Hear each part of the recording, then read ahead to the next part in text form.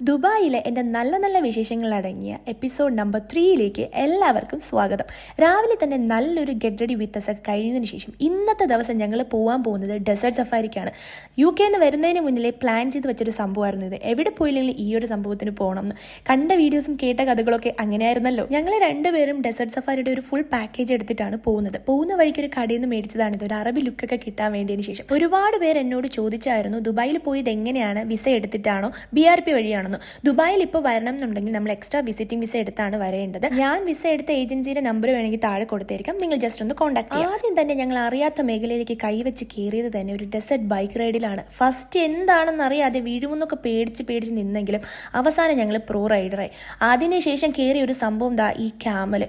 First ഞാൻ പേടിച്ച് വരണ്ടിരിക്കുമായിരുന്നു, പിന്നീട് എല്ലാം എന്തൊക്കെയോ പോലെ ശരിയായി. പിന്നീട് നമ്മളുടെ കാറിൽ തന്നെ ഒരു ഡെസേർട്ട് സഫാരി ഉണ്ടായിരുന്നു. ഇതെല്ലാം കഴിഞ്ഞ് കുറേ ഫോട്ടോസും വീഡിയോസൊക്കെ എടുത്തതിന് ശേഷം